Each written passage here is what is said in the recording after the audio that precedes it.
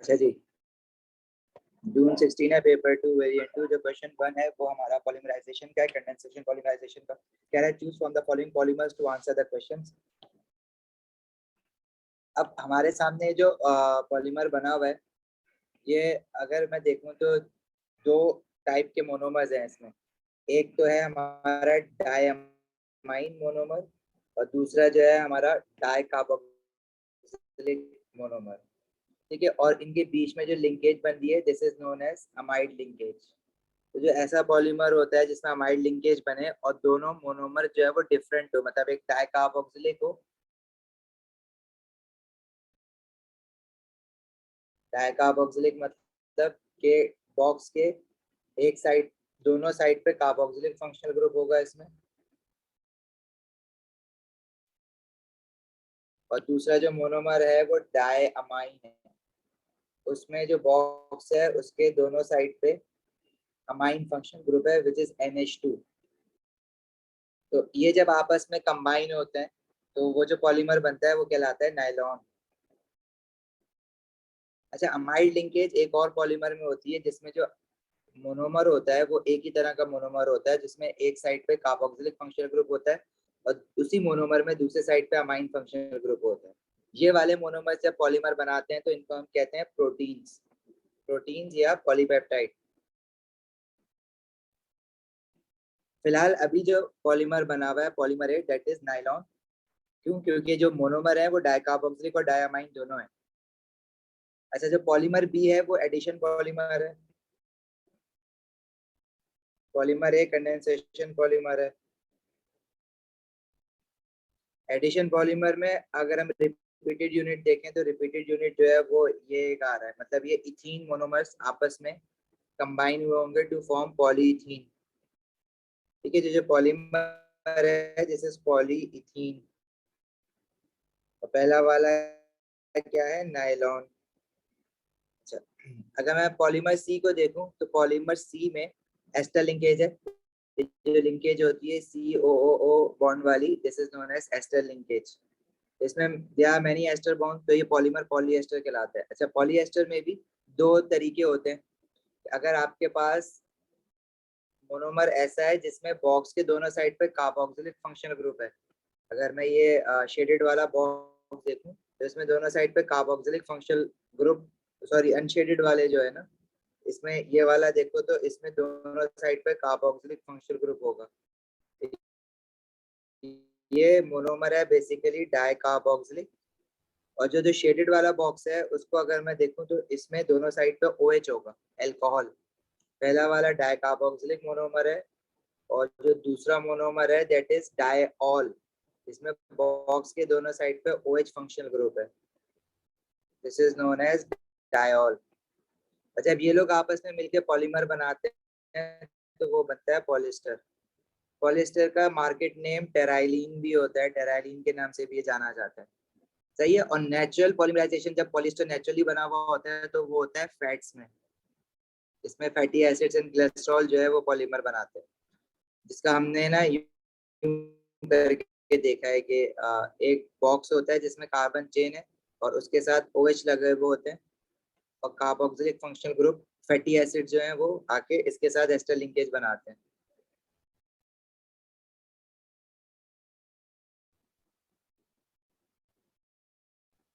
फिलहाल यहाँ पे जो पॉलीमर बना हुआ है इसमें दो डिफरेंट मोनोमर्स हैं, डाइकार्बोक्सिलिक और डायऑल। तो ये जो पॉलीमर है this is known as polyester, तो इसका मार्केट नेम टेराइलिन भी होता है। और जो पॉलीमर डी है इसमें ये वाला फंक्शनल ग्रुप आता है बीच में, this is known as ether functional group. सही है। और ये जो पॉलीमर होता है ये नेचुरल पॉलीमर होता है कार्बोहाइड्रेट्स, तो कार्बोहाइड्रेट्स भी कहते हैं और इसको स्टार्च भी कहते हैं और इसको सेल्यूलोज भी कहते हैं।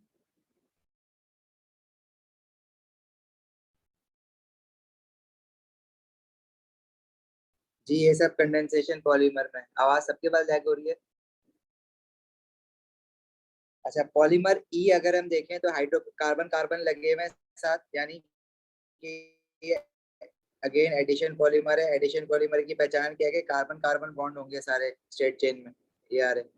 अच्छा, इसमें अगर मैं रिपीटेड यूनिट आइडेंटिफाई करूं तो देखो CH3H बार बार रिपीट हो रहा है, CH3H, तो ये रिपीटेड यूनिट है। इसको अलग करें अगर, जैसे CH3 then hydrogen hydrogen hydrogen, और ये डबल बॉन्ड बना देगी।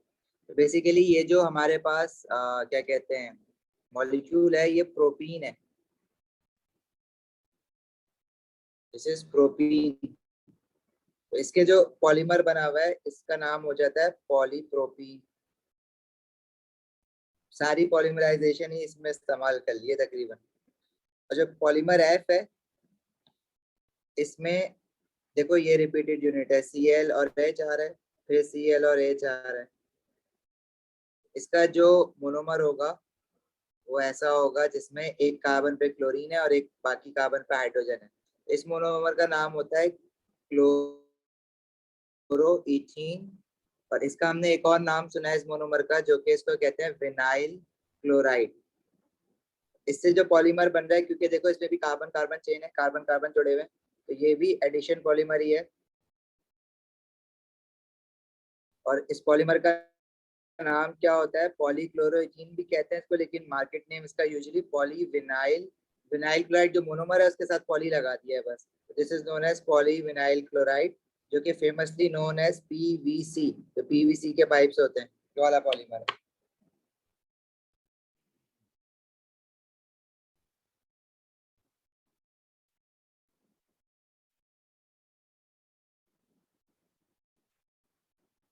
क्लियर?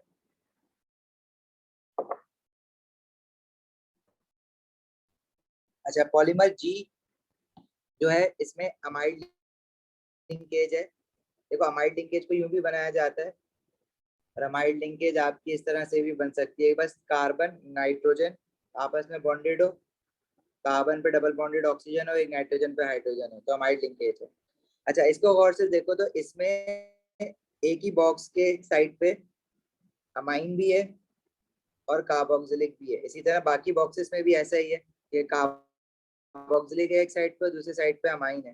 बेसिकली इसका जो मोनोमर होगा, इस मोनोमर का नाम अभी हमने देखा है, दिस इज अमाइनो एसिड।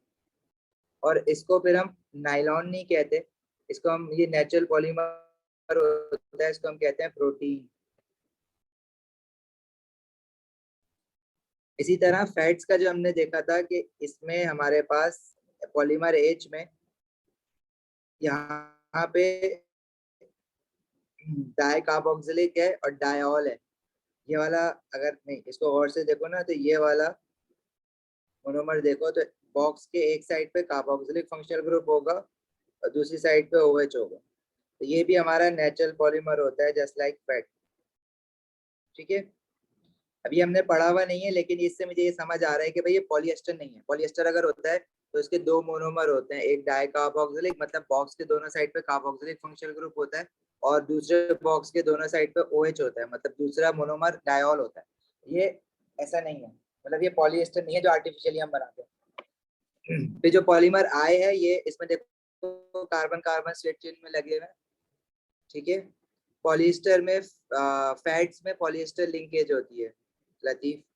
इसमें अगर फंक्शनल ग्रुप देखो तो सॉरी, इसमें अगर रिपीटेड यूनिट देखो तो ये बनता है कार्बन कार्बन डबल बॉन्ड और फ्लोरीन। ये भी हमने याद किया हुआ होता है, दिस इज नोन एज, इस मोनोमर का नाम होता है टेट्रा फ्लोरो इथीन। ये भी एडिशन पॉलीमर है। बाकी H और G दोनों कंडेंसेशन पॉलीमर है। ठीक है, इसमें अमाइड और एस्टर लिंकेज होती है, वो कंडेंसेशन पॉलीमर होते हैं। तो I जो है वो एडिशन पॉलीमर है। और इस एडिशन पॉलीमर का नाम क्या होगा, इसके मोनोमर का नाम टेट्राफ्लोरोइथीन है, तो इसको हम पॉली टेट्राफ्लोरोइथीन बोलेंगे। इसका मार्केट नेम होता है टेफ्लॉन। टेफ्लॉन पढ़ा था ना, PTFE भी जिसको कहते हैं, पॉली टेट्राफ्लोरोइथीन। इसका यूज भी पढ़ा था नॉन स्टिक फ्राई पैन्स में जो ये यूज कर रहे होते हैं, या टेफ्लॉन टेप।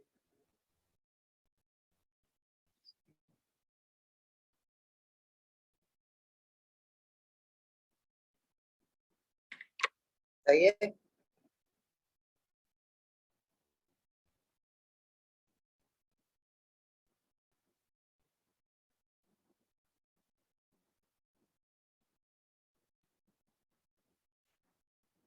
हम लोग वो पढ़ रहे हैं, पेपर कर रहे हैं। पेपर में वो पॉलीमराइजेशन का पूरा इन डेप्थ क्वेश्चन पूछा हुआ है उसमें।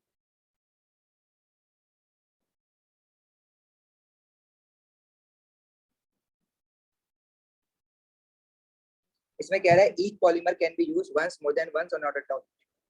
अब हमने तो देख ही लिया सारा, बस अब आंसर्स बताने हैं। कह रहा है विच टू पॉलीमर्स आर पॉलीएस्टर्स। तो पॉलीएस्टर, अभी हमने देखा कि जो फंक्शनल ग्रुप होता है वो एस्टर लिंकेज जिसमें होती है वो पॉलीएस्टर कहलाता है। तो पॉलीएस्टर लिंकेज आपको यहाँ एच में मिल रही है, दिस इज पॉलीएस्टर। और दूसरी पॉलीएस्टर लिंकेज हमें दिखी थी पॉलीमर सी में। तो सी एंड एच पॉलीमर है पॉलीएस्टर्स। फिर कह रहा है which polymer is used to make both cling film and plastic bags. देखो प्लास्टिक बैग्स तो हमने पढ़ा हुआ है, क्लिंग फिल्म हमें नहीं पता। तो प्लास्टिक बैग्स तो पता है ना, पॉलीथीन से बनता है। और पॉलीथीन हमने कहाँ देखा, जो हमारा सेकंड पॉलीमर था ना, polymer B, this is polythene. ठीक है, ये प्लास्टिक बैग्स, ये शॉप थैले होते हैं ना प्लास्टिक के, ये वो है।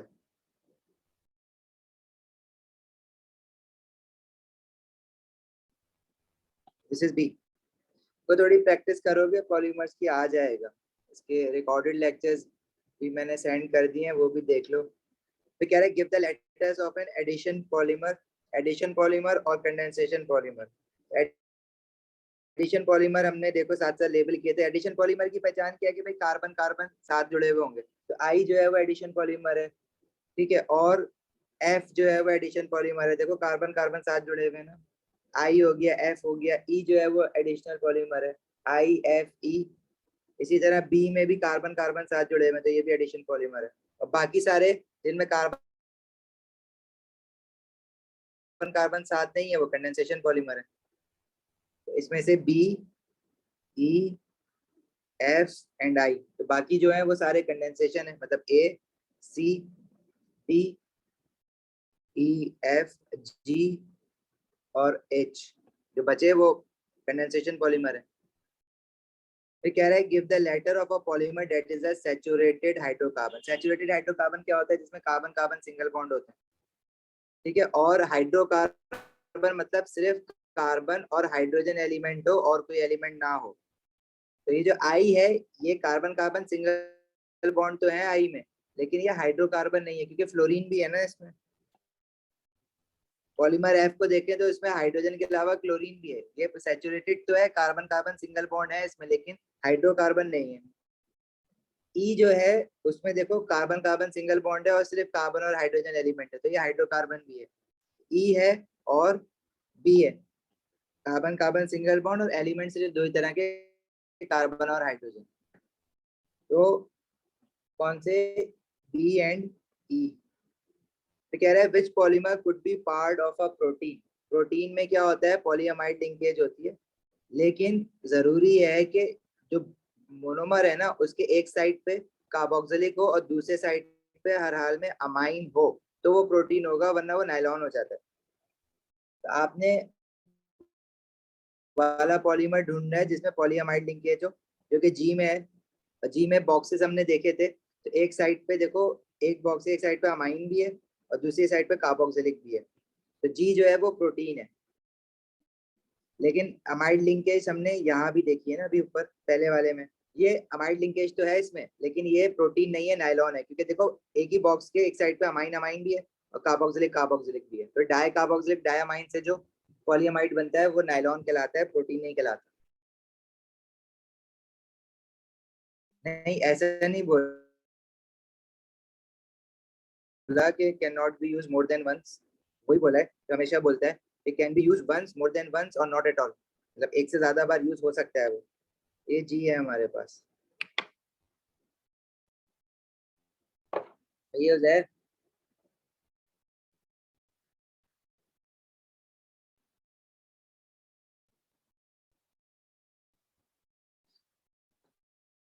चले नेक्स्ट क्वेश्चन पे। नेक्स्ट क्वेश्चन में कह रहा है hydrogen fluoride has a simple molecular structure, it is soluble in water, suggest one other physical property of hydrogen fluoride. देखो सिंपल मॉलिक्यूलर स्ट्रक्चर है, तो सिंपल मॉलिक्यूलर स्ट्रक्चर के लो melting point and boiling point होते हैं, they do not conduct electricity. ठीक है, तो सबसे बड़ी प्रॉपर्टी इनकी कि इनके suggest one other physical property, एक तो बता दी इसमें सॉल्युबल इन वाटर है, दूसरी क्या होगी, दे हैव लो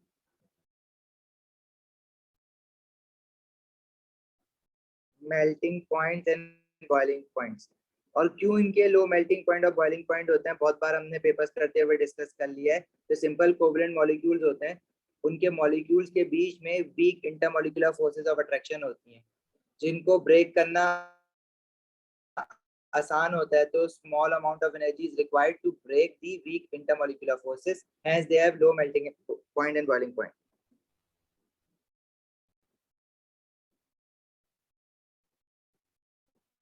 प्रेजेंट डी में ई है ना, बी और ई दोनों है,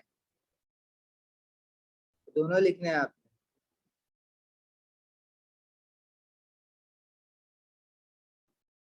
दोनों लिखो, ए दोनों ही लिखा करो, जो जितने हैं ना सारे लिखोगे।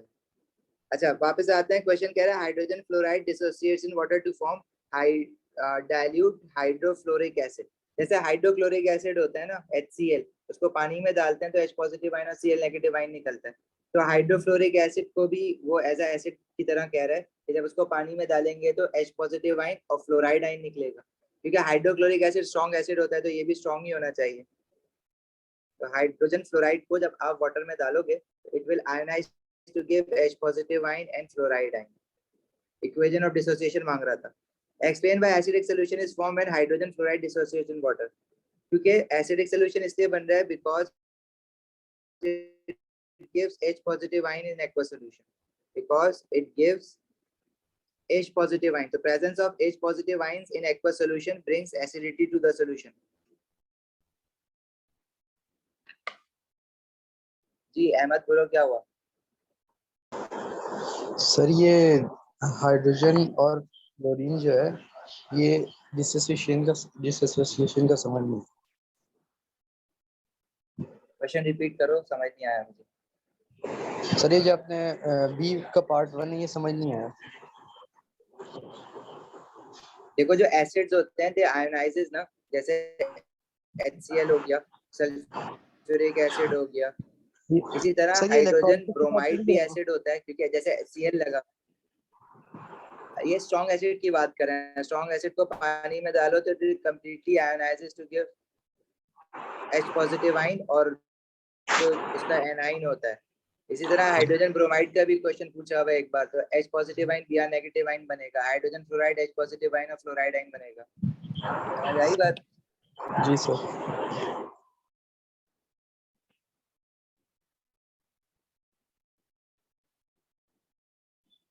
जी भाई बोलो।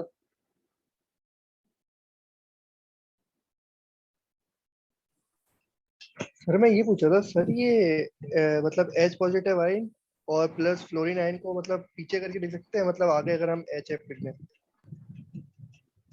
क्या मतलब, थोड़ा इलैबोरेट करोगे क्वेश्चन?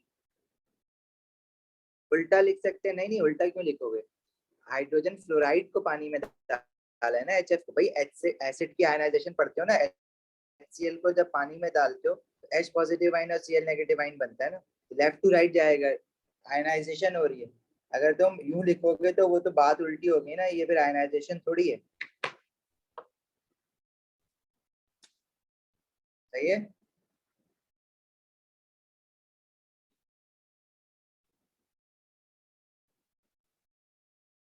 अच्छा नेक्स्ट पार्ट में क्या रहा है कि hydrogen fluoride calcium hydroxide react कर रहा है to produce salt and water, जैसे HCl रिएक्ट करता है अल्कली के साथ, कैल्शियम हाइड्रोक्साइड अल्कली है। कह रहा है what is the minimum volume in centimetre cube of 0.15 mole per decimeter cube of calcium hydroxide required to completely react with the solution containing 0.2 gram of hydrogen fluoride। अब देखो stoichiometry लगानी है, hydrogen fluoride का mass given है और calcium hydroxide का क्या given है, वॉल्यूम और कंसंट्रेशन। तो देखो वॉल्यूम तो सिर्फ गैसेस के लिए यूज करते हैं ना स्टोइचियोमेट्री में, तो कैल्शियम हाइड्रोक्साइड तो एक्वस सॉल्यूशन है, गैस नहीं है, तो इसका मैं वॉल्यूम की हेडिंग नहीं डालूंगा, इसका वॉल्यूम यूज नहीं कर सकते। तो फिर मैं इसका क्या यूज करूँ, मास तो गिवन नहीं है इसका। जब भी कंसेंट्रेशन और वॉल्यूम दोनों गिवन होता है तो हम इसका मोल्स निकालते हैं। तो कैल्शियम हाइड्रोक्साइड की कंसेंट्रेशन है 0.15 मोल पर डेसीमीटर क्यूब, और नंबर ऑफ वॉल्यूम इसकी आपसे पूछ रहा है, रिक्वायर्ड है, तो मतलब इन शॉर्ट आपको इसके नंबर ऑफ मोल्स निकालने हैं स्टोइचियोमेट्री से। जब आप मोल्स एक बार फाइंड आउट कर लोगे इसके, तो फिर आप कंसेंट्रेशन का फॉर्मूला यूज करके C is equal to N over V use करके इसकी वॉल्यूम भी निकाल लोगे। अब स्टोइचियोमेट्री कैसे सॉल्व करते हैं कि 2 मोल ऑफ हाइड्रोजन फ्लोराइड है तो मैं 2 मोल नीचे उतार दूंगा, कैल्शियम हाइड्रोक्साइड का 1 मोल है तो मैं 1 नीचे उतार दूंगा। अहमद कौन सा रिपीट करने का कह रहे हो?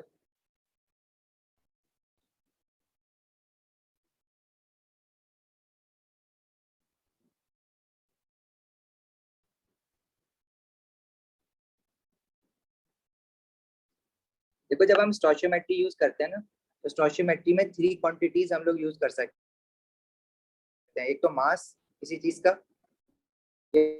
या उसके मोल्स, या वॉल्यूम। लेकिन वॉल्यूम जो है ना वो सिर्फ गैसेस के लिए होता है। अब कैल्शियम हाइड्रोक्साइड और हाइड्रोजन फ्लोराइड में से तो कोई भी गैस नहीं है, वॉल्यूम दिया हुआ है कैल्शियम हाइड्रोक्साइड का, तो वो वॉल्यूम में यूज नहीं कर सकता क्योंकि वो गैस नहीं है। उसकी कंसेंट्रेशन ऑफ वॉल्यूम से हम मोल्स निकालते हैं, तो हम बेसिकली मोल्स यूज करेंगे उसके। जब भी किसी भी सोल्यूशन का आपको कंसेंट्रेशन या वॉल्यूम दिया हुआ होगा या वॉल्यूम पूछा हुआ होगा, तो आप मोल्स स्टोइचियोमेट्री में यूज करोगे। इसके अलावा और यूज कर नहीं सकते हो कुछ।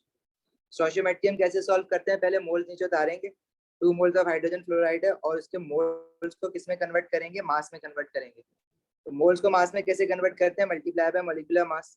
अच्छा, हाइड्रोजन फ्लोराइड के नीचे मास की हेडिंग इसलिए डाली क्योंकि उसका क्वेश्चन में हाइड्रोजन फ्लोराइड का मास गिवन है 0.2 ग्राम। तो हाइड्रोजन फ्लोराइड का एमआर कैसे निकालोगे, हाइड्रोजन इज 1 और फ्लोरीन का एटॉमिक मास होता है 19, ठीक है।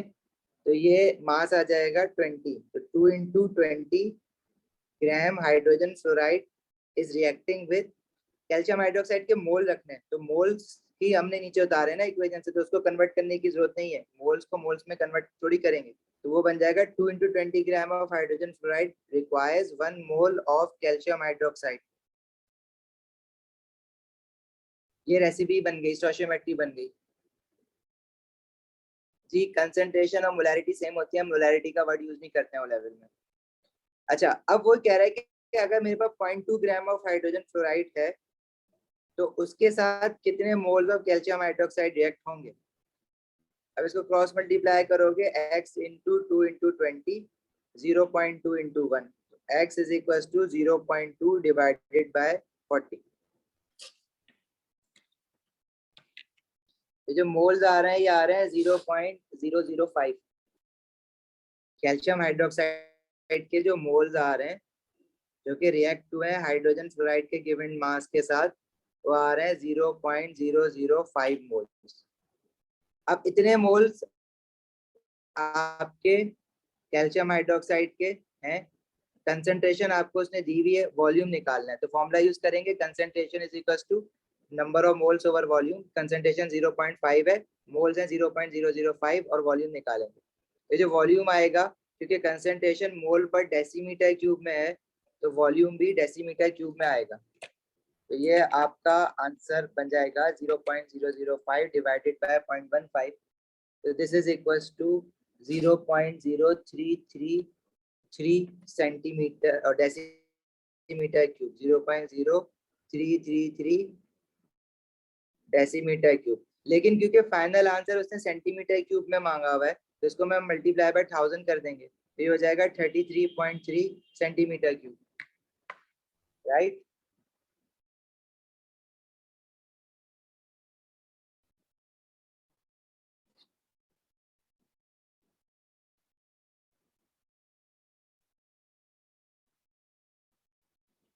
चलो दोबारा समझ लेते हैं, इसको नहीं समझ आ रहा तो।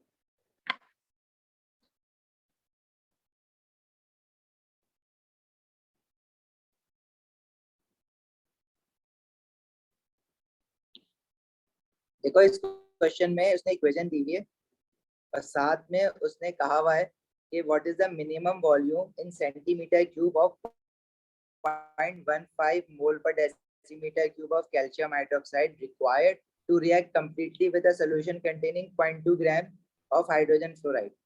तो देखो हाइड्रोजन फ्लोराइड का तो मास गिवन है, इसलिए मैंने हाइड्रोजन फ्लोराइड के नीचे मास लिख दिया। कैल्शियम हाइड्रोक्साइड की कंसंट्रेशन गिवन है, लेकिन इसके नीचे मैं कंसंट्रेशन तो नहीं लिख सकता।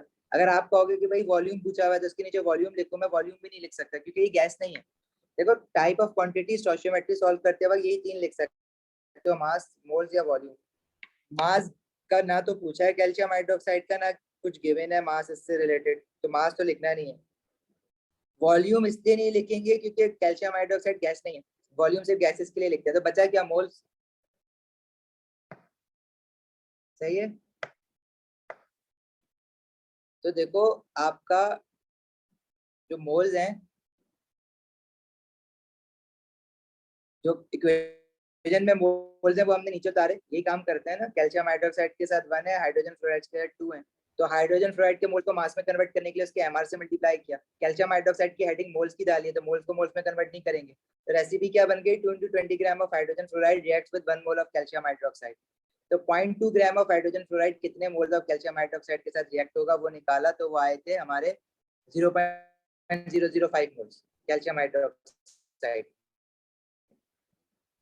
अब इन मोल्स से हमने कैल्शियम हाइड्रोक्साइड का वॉल्यूम निकालना है। ये इतने मोल्स में क्या वॉल्यूम होगा कैल्शियम हाइड्रोक्साइड का, कैसे निकालेंगे, कंसंट्रेशन दी हुई है।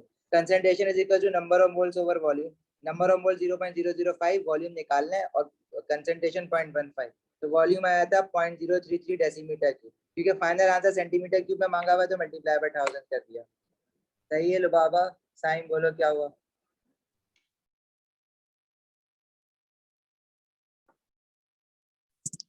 सर 3.33 नहीं आ रहा आंसर। नहीं 33.33 आ रहा है। तो कहीं सर इसको डेसिमल आप की अगर गलती करते हो। 1000 से डिवाइड करोगे।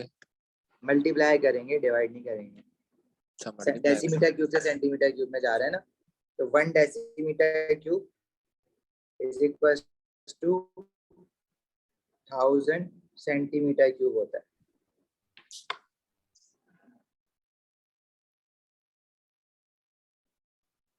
तो सर एक बात बताएं, वो जो C/V वाला होता है जिसमें हम डिवाइड बाय 1000 करते हैं कंसंट्रेशन को, वो जब अगर आपके पास वॉल्यूम सेंटीमीटर क्यूब में गिवन होता है और आप कंसंट्रेशन के फॉर्मूला में जब वॉल्यूम यूज करते हो, तो कंसंट्रेशन क्योंकि मोल पर डेसीमीटर क्यूब में गिवन होती है, और इन केस आपके पास वॉल्यूम सेंटीमीटर क्यूब में गिवन है, जैसे 50 सेंटीमीटर क्यूब वॉल्यूम गिवन है, तो इस फॉर्मूला में फिर उसको डिवाइड बाय 1000 करके डेसीमीटर क्यूब में कन्वर्ट करके रखते हैं। जब तो यहाँ से इस फॉर्मूला से जो वॉल्यूम निकला है वो डेसीमीटर क्यूब में निकला है ना, क्योंकि कंसंट्रेशन मोल पर डेसीमीटर क्यूब में गिवन होती है। ठीक है।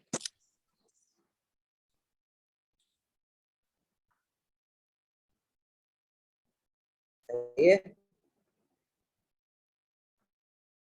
चले आगे।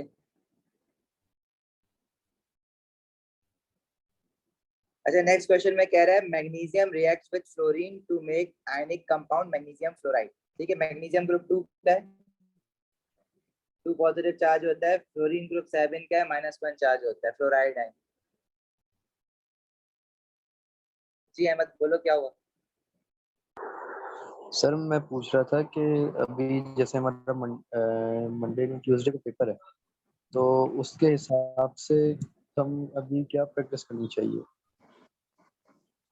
क्योंकि देखो जो चैप्टर्स आपके प्रॉपर प्रिपेयर नहीं है उन चैप्टर्स को प्रिपेयर करो। अपने लेक्चर्स पढ़ो, रिकॉर्डेड लेक्चर्स देखना है, रिकॉर्डेड लेक्चर्स देखो। अब आप रियली पास पेपर्स कर रहे हो मेरे साथ, तो आपको ये तो आइडिया हो गया होगा कि कौन सा चैप्टर आपको आता है, कौन सा नहीं आता। जी जो नहीं आता है पहले उन चैप्टर्स को प्रिपेयर करो, फिर जो चैप्टर्स आपको आते हैं उनको रिवाइज करो, और फिर रियली पास पेपर्स करते रहो। आपको और आइडिया होता जाएगा कि क्या मुझे आता है क्या नहीं आता। सर आप एक टॉपिकल जो आपके पास पेपर्स हैं क्या आप ग्रुप में सेंड कर सकते हैं? मैं कर दूंगा सेंड, लेकिन वो सारे स्कैन नहीं हुए हैं, जितने हैं मैं उतने स्कैन आपको सेंड कर दूंगा। बीच बीच में से स्कैन है ना वो। ओके, बहुत शुक्रिया सर। अच्छा, प्रेडिक्ट टू फिजिकल, अच्छा मैग्नीशियम फ्लोराइड का फॉर्मूला बनेगा, वो क्या बनेगा, MgF2। ये आयनिक कंपाउंड है। आयनिक कंपाउंड कब बनता है, जब ग्रुप 1 ग्रुप 2 ट्रांजिशन एलिमेंट यानी ग्रुप 3 2 से ग्रुप 3 के बीच में, यानी जब मेटल्स आपका बॉन्ड बनाता है ग्रुप 5 ग्रुप 6 या ग्रुप 7 के किसी एलिमेंट के साथ, तो वो जो बॉन्ड बनता है वो आयनिक बॉन्ड बनता है, या कंपाउंड आयनिक कंपाउंड होता है। मतलब मेटल्स और नॉन मेटल जब रिएक्ट करते हैं तो ये आयनिक कंपाउंड बनेगा ना। मैग्नीशियम मेटल है ग्रुप 2 का और फ्लोरीन नॉन मेटल है ग्रुप 7 का।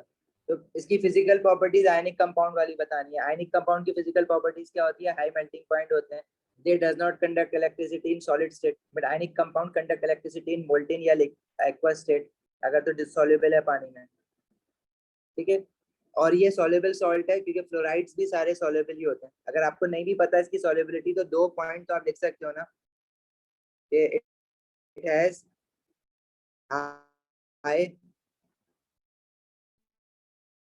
मेल्टिंग पॉइंट और it does not conduct electricity in solid state. Next कह रहा है explain in terms of electrons how a magnesium atom reacts with fluorine molecule to make magnesium ion and 2 fluoride ion. भाई देखो magnesium atom loses 2 electron और fluorine molecule जो है it gains 2 electrons. तो number of वो कह रहा है इलेक्ट्रॉन्स की टर्म्स में बात करो ना, तो मैग्नीशियम एटम जो है वो क्या करता है, it loses 2 electron to form magnesium ion और फ्लोरीन मॉलिक्यूल जो है it gains these 2 electron to form fluoride ion. Magnesium atom loses 2 electrons to form Mg2 positive ion. Fluorine F2 है ना, fluorine F2 fluorine molecule gains 2 electron, मतलब एक fluorine atom 1 electron gain करेगा तो पूरा fluorine molecule जो है वो 2 इलेक्ट्रॉन गेन करेगा इन 2 इलेक्ट्रॉन्स, ठीक है। और वो क्या बनाते हैं, fluoride ions to form fluoride ion. Equation अगर इसकी बनाए, इक्वेशन मांगी तो नहीं है लेकिन रिकॉल करो इक्वेशन, तो मैग्नीशियम ऑक्सीडाइज हो रहा है by losing 2 mole of electron और फ्लोरीन जो है वो it is gaining these 2 electron to form 2 mole of fluoride ion, ठीक है। और ये जो मैग्नीशियम आइन और फ्लोराइड आइन है ये आपस में आयनिक बॉन्डिंग बना रहे हैं। अच्छा आयनिक बॉन्डिंग भी रिकॉल कर लो साथ साथ, कैसे बनाएंगे, मैग्नीशियम के पास जो इलेक्ट्रॉन होते हैं वो 12 होते हैं क्योंकि प्रोटॉन नंबर 12 है, तो इसके आउटर शेल में तो इसके आउटर शेल में ना 2 इलेक्ट्रॉन है, वो 2 इलेक्ट्रॉन आउटर शेल के वो लूज कर देगा, तो अब जो सेकंड लास्ट शेल है वो इसका आउटर शेल कहलाएगा और उसमें 8 इलेक्ट्रॉन्स हैं, जो सेकंड लास्ट शेल है इसमें 2 पॉजिटिव चार्ज आ जाएगा। इसी तरह जो फ्लोरीन एटम है, फ्लोरीन का प्रोटॉन नंबर होता है 9, तो इसकी इलेक्ट्रॉनिक कॉन्फ़िगरेशन 2,7, मतलब इसके पहले शेल में 2 इलेक्ट्रॉन होते हैं और सेकंड शेल में जो कि लास्ट शेल है उसमें 7 इलेक्ट्रॉन होते हैं और वो 1 इलेक्ट्रॉन मैग्नीशियम से गेन करता है, ये बन जाता है फ्लोराइड आइन। और फॉर्मूला क्या है, MgF2, मतलब एक मैग्नीशियम एटम के लिए 2 फ्लोराइड आइन चाहिए होते हैं। एक मैग्नीशियम आइन 2 इलेक्ट्रॉन लूज कर रहा है ना, तो एक फ्लोराइड आइन 1 इलेक्ट्रॉन गेन कर रहा है, तो 2 टोटल बन लग जाएंगे।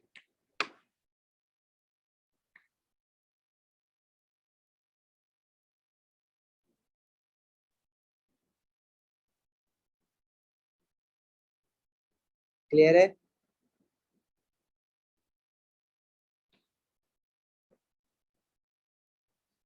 अच्छा 1 मिनट में जाइए ना, सॉरी। बॉइलिंग की डेफिनेशन क्या होती है, change of state from liquid to gas at a constant temperature known as its boiling point. Evaporation is change of state from liquid to gas at any temperature below boiling point. Boiling point पे पहुंच के boiling start हो जाती है, जब तक सारा का सारा लिक्विड बॉइल नहीं हो जाता तो टेम्परेचर कांस्टेंट रहता है। A sample of ethyl ethanol in a beaker is moved into a colder room explain in terms of kinetic particle theory why this results in a decrease in the rate of evaporation.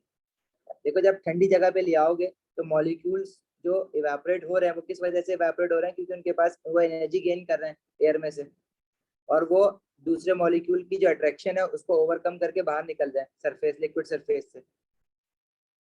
तो अगर आप ठंडे room में ले आओगे तो molecules जो है उनकी एनर्जी कम हो जाएगी, तो they won't have enough energy to overcome the forces between their molecules. देखो आपके पास इवेपोरेशन कब होती है, जब लिक्विड मॉलिक्यूल, सरफेस वाले लिक्विड मॉलिक्यूल ना सरफेस को छोड़ के गैस बना लेते हैं। लेकिन जैसे ये इथाइल इथेनोएट है ना, तो इसका हमने इथाइल इथेनोएट जो होगा वो इथेनोइक एसिड और इथेनॉल से बना हुआ होगा, मतलब CH3 COO C2H5 ये फॉर्मूला होता है इथाइल इथेनोएट का। तो ये जो मॉलिक्यूल है इनके बीच में भी तो फोर्सेस होती है ना, उनको हम इंटरमॉलिक्यूलर फोर्सेस ऑफ अट्रैक्शन कहते हैं, जो एक दूसरे को पकड़ के रखते हैं। लेकिन अगर इस मॉलिक्यूल के पास एनर्जी बहुत ज्यादा आ जाएगी तो ये इंटरमॉलिक्यूलर फोर्सेस को ओवरकम करके ब्रेक करके बाहर निकल जाएगा। लेकिन अगर इसकी एनर्जी कम होगी तो ये बाहर नहीं निकल पाएगा, तो इवेपोरेशन कम हो जाएगी, कुछ निकल पाएंगे कुछ नहीं निकल पाएंगे। तो add in colder room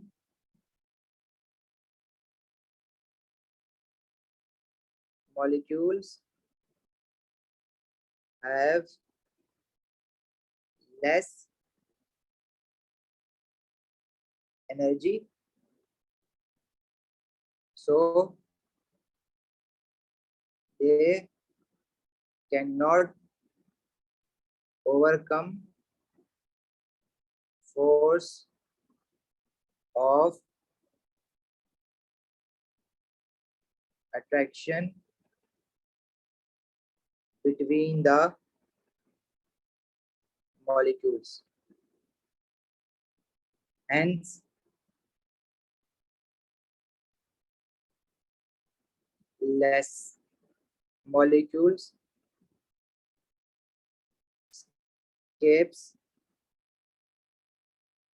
the liquid surface. एक मिनट रुकना यार, मेरी पेंसिल प्रॉब्लम कर रही है आज।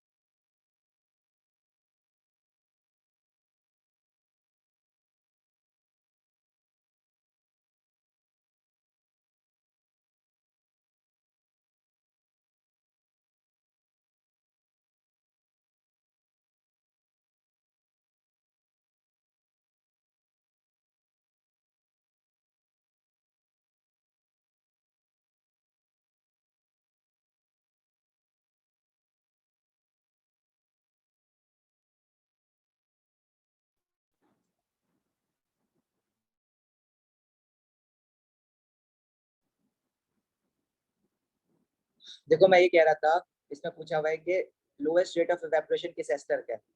तो देखो लोएस्ट रेट ऑफ इवेपोरेशन उस एस्टर का होगा जिसका बॉइलिंग पॉइंट सबसे कम होगा, वो सबसे जल्दी जो कम टेम्परेचर पे ही वेपर्स बनना शुरू हो जाएंगे। और लोएस्ट बॉइलिंग पॉइंट किस एस्टर का होगा जिसका मॉलिक्यूलर मास सबसे कम होगा। तो जिस मॉलिक्यूल का मॉलिक्यूलर मास सबसे कम होता है उसका बॉइलिंग पॉइंट कम होता है, और जब बॉइलिंग पॉइंट कम होता है तो रेट ऑफ इवेपोरेशन फास्टेस्ट होता है, और जब बॉइलिंग मॉलिक्यूलर मास बढ़ता है तो बॉइलिंग पॉइंट बढ़ता है, तो बॉइलिंग पॉइंट बढ़ता है तो रेट ऑफ इवेपोरेशन कम हो जाता है। उसका रीजन क्या है? क्योंकि इंटरमॉलिक्यूलर फोर्सेस ज्यादा होती हैं जब मॉलिक्यूलर मास ज्यादा होता है, तो उसको इवेपोरेट होने में, उन मॉलिक्यूल्स को इवेपोरेट होने में ज्यादा एनर्जी चाहिए होगी। तो इसमें पूछा हुआ है लोवेस्ट रेट ऑफ इवेपोरेशन किसका है? जिसका हाईएस्ट मॉलिक्यूलर मास है, क्योंकि उसका हाईएस्ट बॉइलिंग पॉइंट होगा। ठीक है, तो बिकॉज फिनाइल इथेनोएट का रिलेटिव मॉलिक्यूलर मास हाईएस्ट है।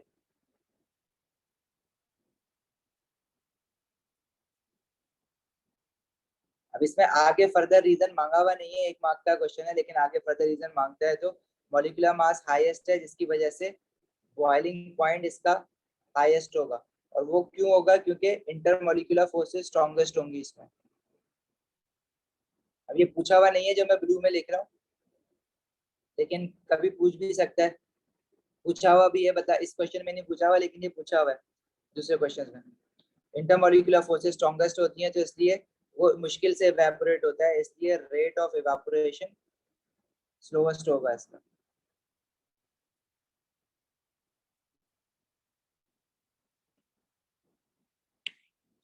सही है।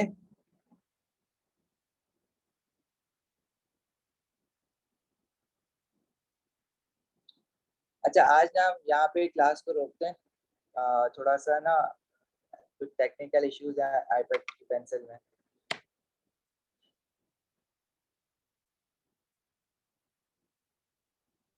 अच्छा, अब ये पेपर हम लोग कंटिन्यू करेंगे आपसे कल, तो अब हम क्लास करेंगे नहीं क्योंकि परसों आपका एग्जाम है। हम क्लास आपकी कंडक्ट करेंगे अब थर्सडे को, ठीक है, और थर्सडे ऑनवर्ड फिर हम डेली क्लासेस करेंगे जब तक कि एग्जाम नहीं हो जाए, क्योंकि इंग्लिश के बाद आप लोगों का फिर केमिस्ट्री है।